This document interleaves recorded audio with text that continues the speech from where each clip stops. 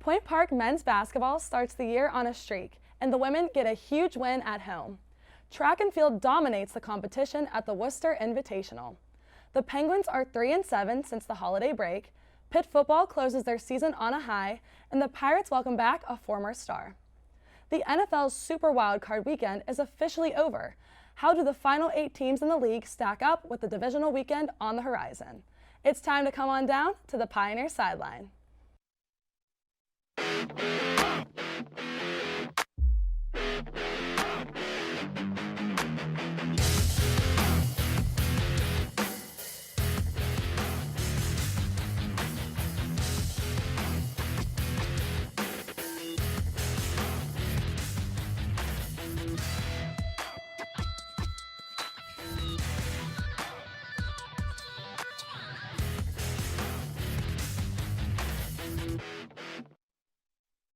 Hello, and welcome back to Pioneer Sideline for the spring semester. I'm your host, Natalia Hillen. The Point Park University's men's and women's basketball teams played against Brescia University this past Saturday and took home the 2 wins. Starting with the men's team, the Pioneers started the game off strong, with Joe Valerie leading the way with 29 points and 9 rebounds, Kyrie Coates with 20 points and 7 assists, and Jack Jouar with 11 points and 10 rebounds. 20 minutes into the first half, Point Park dominated and took the lead 54-30. At the end of the half, Point Park was still leading, shooting 48% with a total of 6 three-pointers and 12 turnovers. In the last 10 minutes of the half, the Pioneers got 29 points, with Brescia only securing 6 points. In the middle of the half, Brescia started getting back into it 25-22 midway through, but could not hold it out as Point Park scored 29 out of 35 points. Other top scorers throughout the game were Jalen Stamps with 16 points and 6 assists, and Sharon Shafino with 15 points. Brescia was unable to get a lot of points in the second half, and with a timeout called at the 6-minute mark, Point Park was up 92-59. With the Pioneers shooting 53% for the game, they collected 20 assists on the 32 field goals and made 28 out of 32 foul shots. The game ended with a final score of 102-73. The Pioneers are now at an overall record of 16 wins and 4 losses. In the RSC, they have 7 wins and 2 losses and are on a 5-game winning streak. Now moving on to the women's team, who also played Brescia University and came out with a win of 71-52. The Pioneers started great with a 24-0 run in the last 4 minutes of the first half and in the first 4 in the second half on Saturday. In the second quarter, Point Park was trailing Brescia up until sophomore Emma Pavlik had a big shot that sparked the run for the Pioneers and shot a tray at the 3:15 mark, which made the score 25-24. She had a career high of 30 points total. In the third quarter, with 6:26 remaining, Point Park was leading 44-25.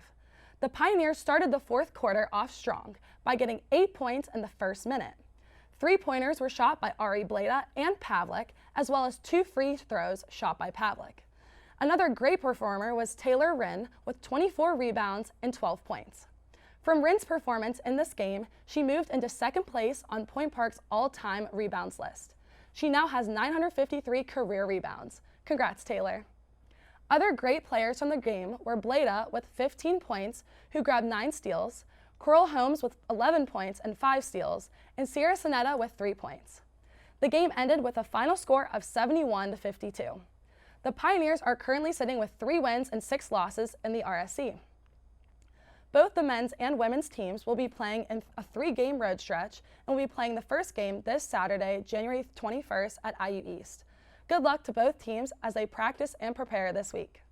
After the break, we hear how the track team did last week, as well as the cheer and dance teams. Don't go anywhere.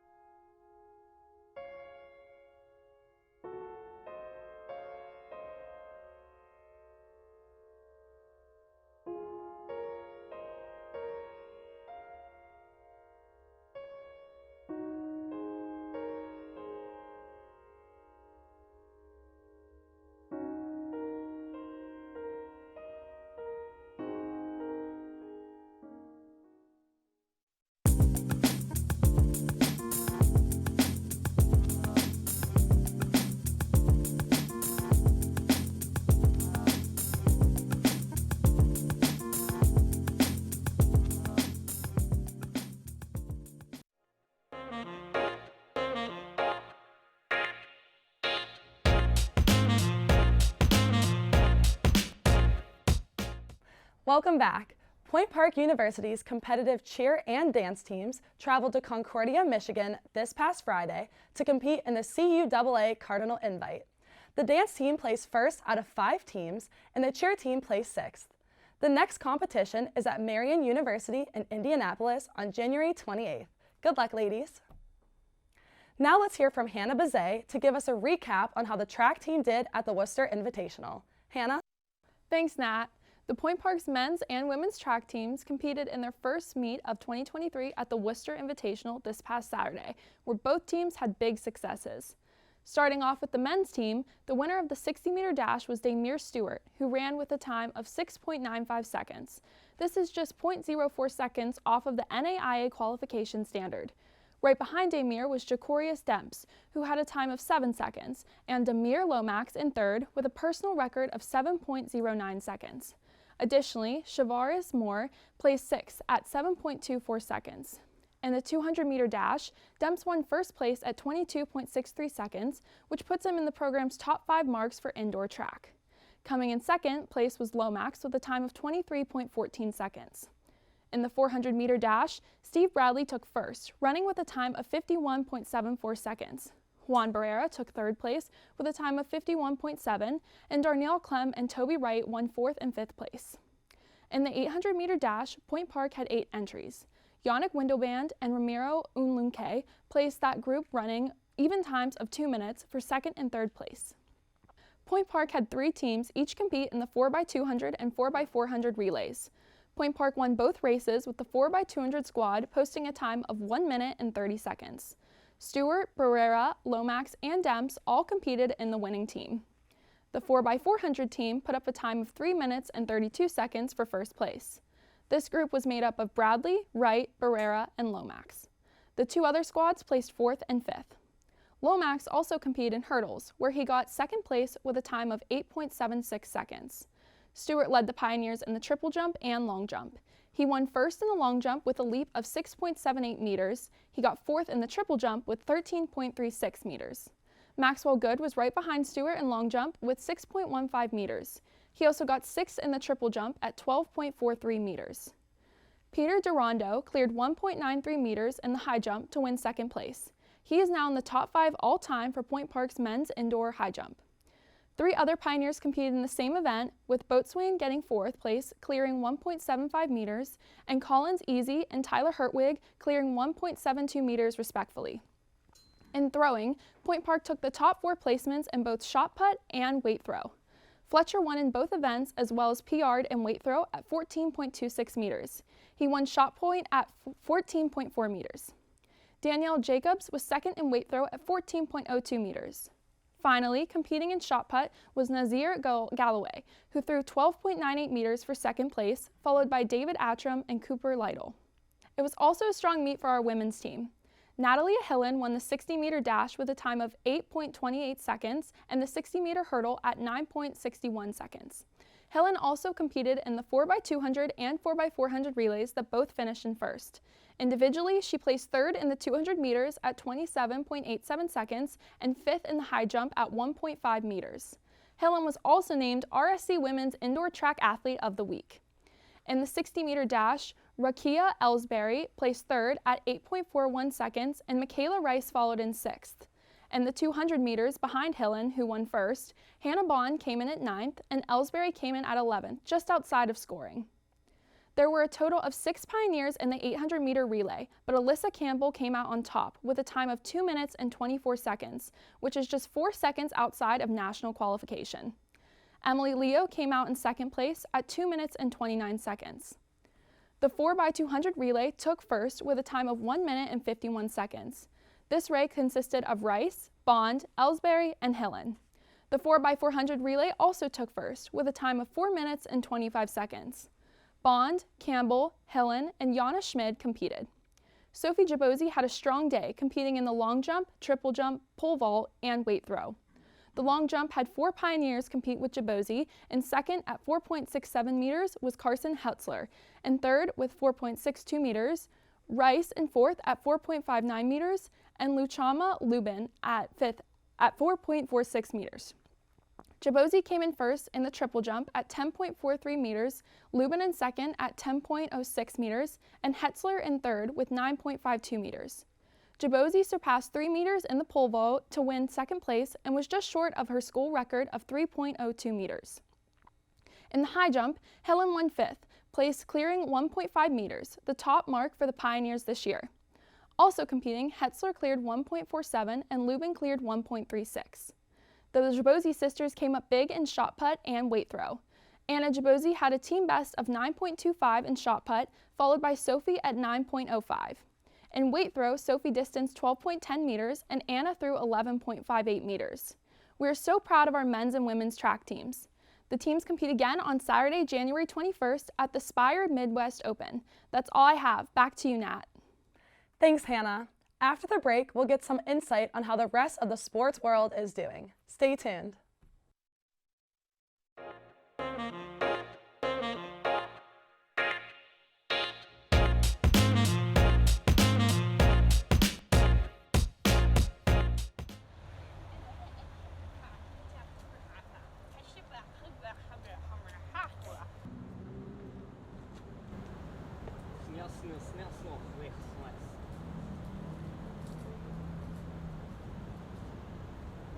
Hey.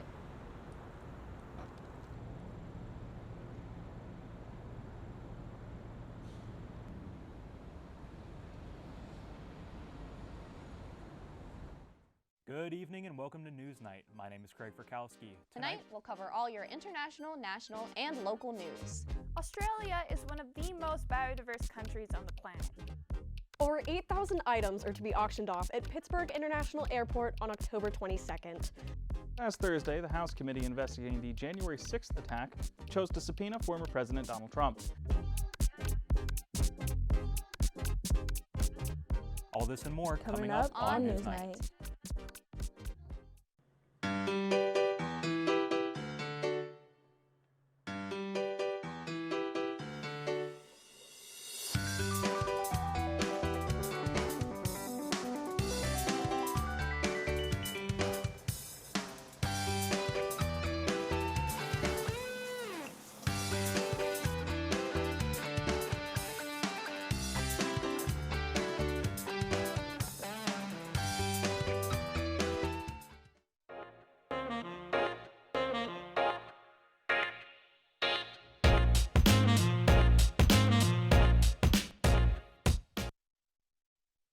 Welcome back. Now let's hear from India Durham to update us on all things locally. India? Thanks, Nat. Selected to play in the 2022 Tony the Tiger Sun Bowl, the Pitt Panthers took the victory over the UCLA Bruins in a close 37-35 score. This was the Panthers' second time at the Sun Bowl since 2018 and the Bruins since 2014, but 3 years since schools in the ACC and Pac-12 teams have played since 2019 in El Paso, Texas. Starting the game with a 14-2 lead, including 3 touchdowns and 1 interception, put UCLA on the winning side in the first half, along with the fact that 5 of Pitt's starters opted out. With a little over 10 minutes in the fourth quarter, the Panthers took the lead with a 31-28 score that led to a tie 34-34 with a touchdown from Bruins running back TJ Harden and a 1-point lead from Bruins kicker Nicholas Barmera. Well, that lead didn't last too long. Fast forward to 10 seconds on the clock, Pitt kicker Ben Sauls breaks the tie with a 2-point kick, and the Pitt Panthers win the 2022 Tony the Tiger Sun Bowl.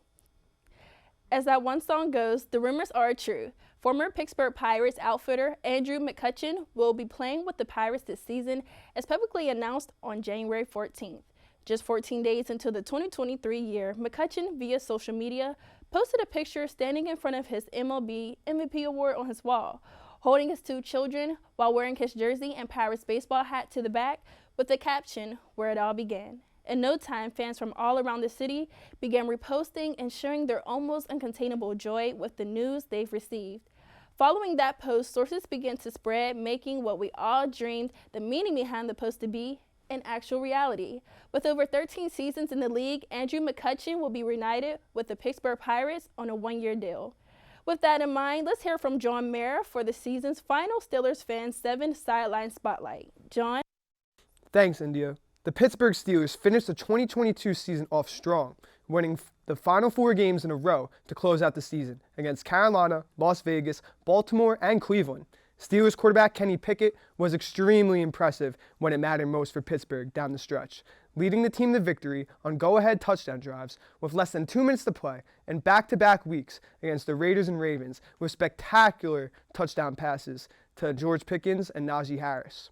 The Steelers closed out the season with a 28-14 victory over the Browns, but unfortunately, the team failed to make the playoffs as the Dolphins defeated the Jets on a last-second field goal, taking the final spot in the AFC playoffs as the 7th seed, while Pittsburgh was officially eliminated.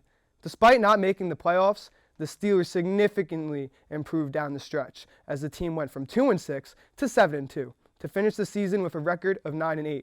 The return of reigning NFL Defensive Player of the Year, TJ Watt, helped tremendously as the Steelers tripled their number of sacks and takeaways with Watt in the lineup, finishing 8-2 with TJ compared to 1-6 without TJ on the field.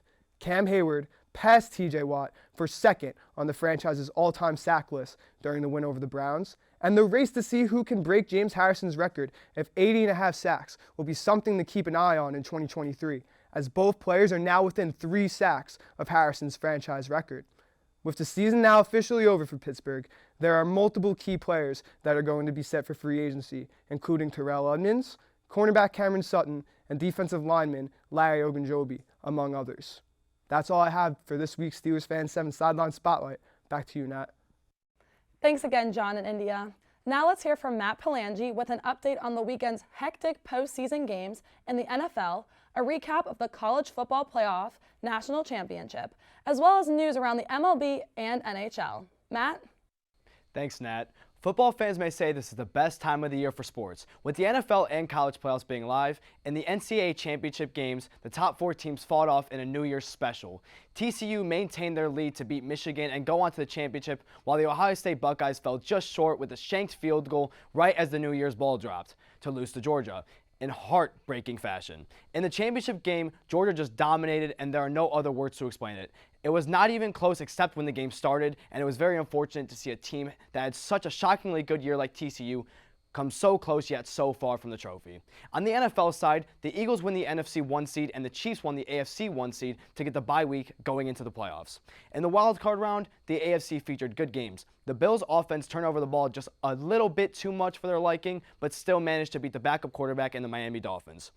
Ravens quarterback Tyler Huntley looked on fire after his first interception, but a late game fumble 6 led to the Bengals pulling off a close victory. The Chargers looked to dominate in the first half of the game versus the Jaguars, leading 27-0 at one point, but Trevor Lawrence and the Jaguars did not plan to lose like this and came back to win, keeping the Jaguars' win streak alive and advanced to the divisional round. In the NFC, the 49ers did what they were expected to do, especially in the second half, and managed to get a big lead that they held to beat the Seattle Seahawks. The Minnesota Vikings, as the 3 seed, lost to the New York Giants this past weekend. The Vikings were a team who struggled to dominate games but were still consistently winning them and came up just short in this playoff game. It was the very first true upset of the playoffs, and the Giants organization should definitely be proud for their performance and should be ready for the divisional round when they get to play the 1 seed, the Philadelphia Eagles. The GOAT Tom Brady got to match up against the Dallas Cowboys. The Dallas Cowboys were a strong team for most of the regular season, while the Bucs just barely managed to make a playoffs in a lackluster division. But even that does not matter when you have the best quarterback ever on your roster. The Cowboys came to play on Monday night and eliminated Brady from the playoffs, with Dak Prescott and co playing incredible and proving so many wrong and securing his second career playoff victory. Keep watching and enjoy this amazing time for football while we talk about the MLB offseason. As stated earlier, the Pittsburgh Pirates re-signed their former MVP Andrew McCutchen, but every team is making deals left and right. The biggest name free agent was Aaron Judge, who re-signed with the Yankees. Trevor Bauer, the former Cy Young, was released by the Dodgers and is now a free agent. All-star shortstop Dansby Swanson signed a huge deal with the Chicago Cubs as well. Those are just some of the biggest and most recent news, but I recommend everyone keep an eye out because new signings come daily. Let's talk some NHL real quick, specifically to highlight the top teams. The Boston Bruins look unreal, with only 5 losses right now, and in the Western Conference, Winnipeg remains as the strongest team, with games every day and around half of the season still remaining. These seedings can change, but as of right now, these teams are the most dominant. That is all I have in your national report. I'm Matt Palangi, and I'm going to be sending things back to Nat. Thanks, Matt. After the break, we come back with the case of the week. Stay tuned.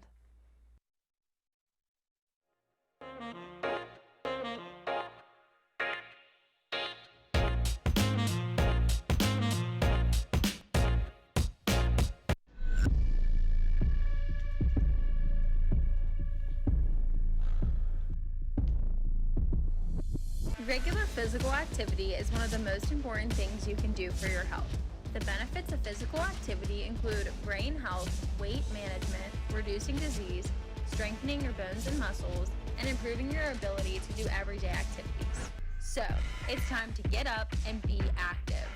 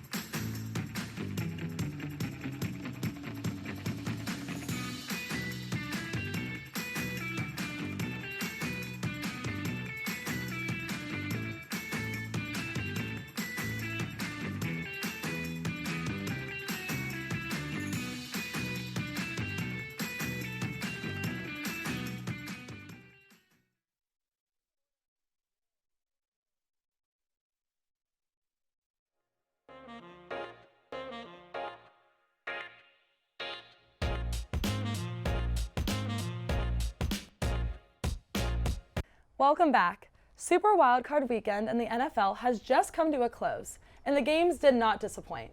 Today, I'm joined by Matt, Kayla, and Ryan to see what their thoughts are about the games this past weekend and who they think will win this weekend in the divisional games. So starting off with the NFC, New York Giants versus the Eagles, Dallas versus the San Francisco 49ers. Matt? Okay, so the Eagles-Giants matchup, I honestly didn't expect it. I was really thinking the Vikings were going to beat the Giants in the first place. The Giants just came out. The Vikings, unfortunately, just lost a close game. They either win close games or they don't win at all. But they end up losing a close game. So the Giants I think the Giants just out-coached the Vikings, and I think they're not going to be able to do that against the 1 seed, the Philadelphia Eagles. I think the Eagles are just the better team. They have a better offense, better defense. I think they're going to play way too slow or maybe even way too quick. They're not even going to have a middle there, and the Giants just aren't going to be able to keep up with that pace. I agree, especially with the Eagles coming off of a bye week, basically, and they have one of the best defenses. You can't deny that. But it's still important to note that last week, Jones was still the first quarterback to have 300-plus passing yards, 2 or more passing touchdowns, 70-plus rushing yards, and no turnovers in a playoff game. So we still got to give Giants credit where it's due. I mean, you can say that about the Giants with their passing game, but you also got to go against the Eagles' secondary, which is one of the best secondaries in the NFL as we speak as right now. No, I will not argue. That's why, again, I have Eagles winning, but still Giants deserve their credit for last week. I agree. Daniel Jones definitely stepped it up for sure this year. All right, Dallas versus the San Francisco 49ers. So the Cowboys are coming off a really, really big win. Beating Tom Brady 31-6 is just something that you cannot deny. They looked very, very good on the Monday night game. The one thing is that the Niners are the hottest team in football right now. They've won so many games straight. Their defense is number one right now. Their offense puts up over 30 a game, what seems like almost every night. They have some of the best weapons in football. This is a very tough matchup for the Cowboys, but I can really see the Cowboys upsetting this game. If they do what they did against Tampa Bay, what they did against the Vikings earlier this year, if they did what they did against the Giants on Thanksgiving, and especially in that second half, I really think this game you cannot rule out the Cowboys at all. I agree. You can't rule them out, but I still think they're a little inconsistent, and Purdy has something to prove right now. And the games he's started, the 49ers have been 6-0. He's had 14 touchdowns and only 2 turnovers. In the last game, he had 332 yards, 4 touchdowns, and no interceptions, which made him the first rookie to win a playoff game since 2012 as the quarterback. And then also on top, the 49ers do have a nice defensive line right now, and the Cowboys are the 4th highest sack team in the NFL, which as a person who doesn't like the Cowboys too much, as I would say, I would still be scared because Dak Prescott does not like to get hit too much, and when he does get hit, he gets rattled. And when he gets rattled, that's when the interceptions start coming in, and that's when all the bad plays start kicking up.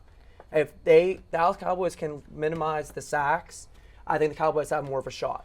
Yeah, Absolutely. if you see what Dak did against Tampa Bay, he looked like a completely different person than he did in the regular season. He was elite versus Tampa Bay. 5 total touchdowns, 0 turnovers at all, 25 for 33 on passing completions. He was dominant. If he does that against San Francisco, they win this game. I promise you.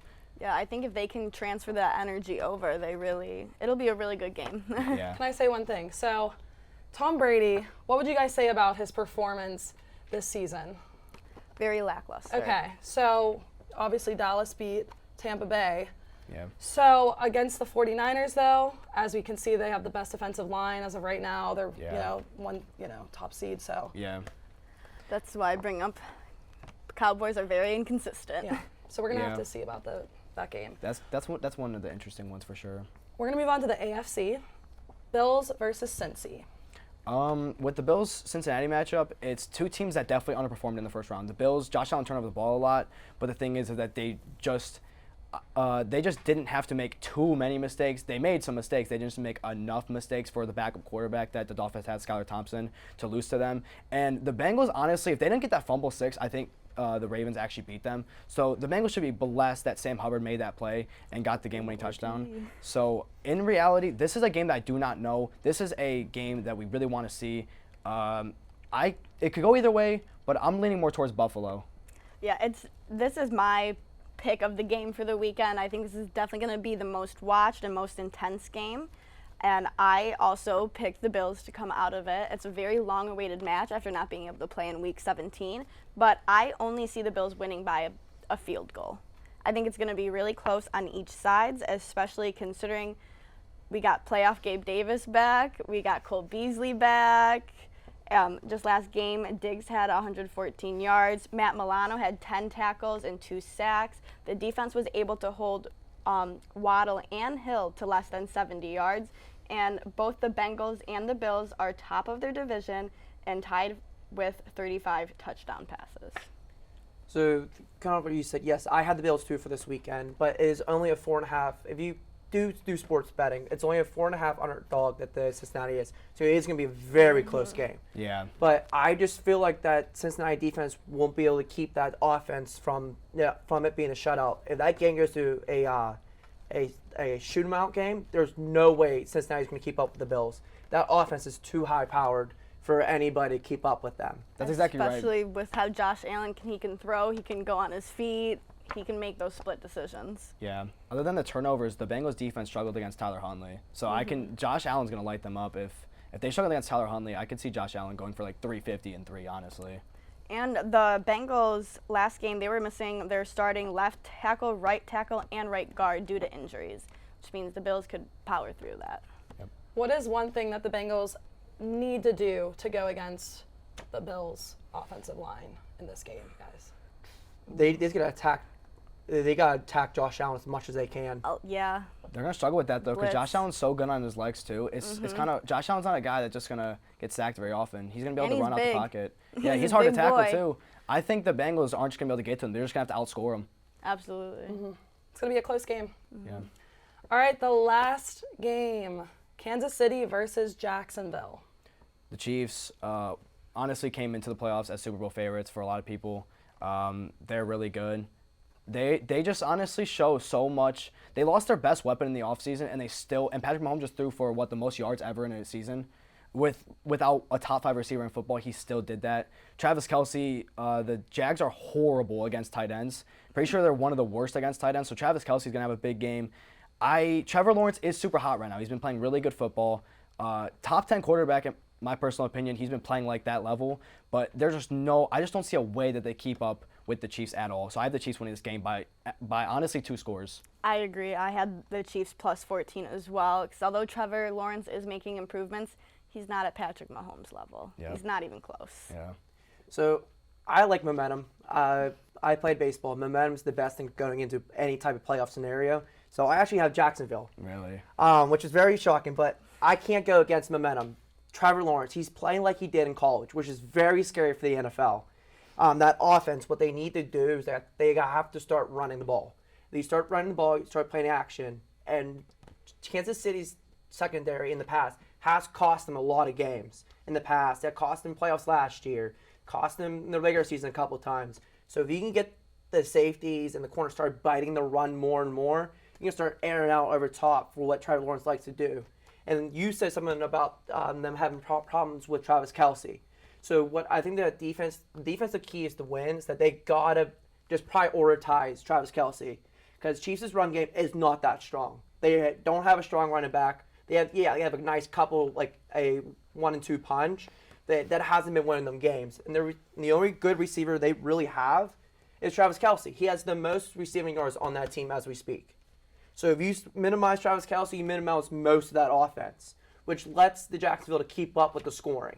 So that's why I have Jacksonville winning this game. Do we think that Patrick Mahomes has been very consistent over the past couple of years that he can get this win over Jacksonville? Yes, definitely. And I would argue how inconsistent Trevor Lawrence is, considering in the first quarter he had 4 turnovers last game. I mean, yes, he did improve that, so he ended the game with 4 touchdowns and to make the 31-point comeback. But you can't start off that bad against the Chiefs. Yeah, they're not going to let you come back. They only came back because Brandon Staley's a new coach for the Chargers, and he made some bad They had to come back multiple times this year, the Jags did. They started off really slow, and then they just got hot near the end, but I think the Chiefs are just going to win it. Me too. Yeah. Any last minute? Nothing from us. Excited to watch these games. All right, well, we're going to have to see how the Kansas City versus Jacksonville game will go Saturday at 4:30 at Arrowhead Stadium. Thanks, guys. Well, that is all that we have time for this week. We hope you are able to join us next week at the same Pioneer time, the same Pioneer channel, and the same Pioneer Sideline.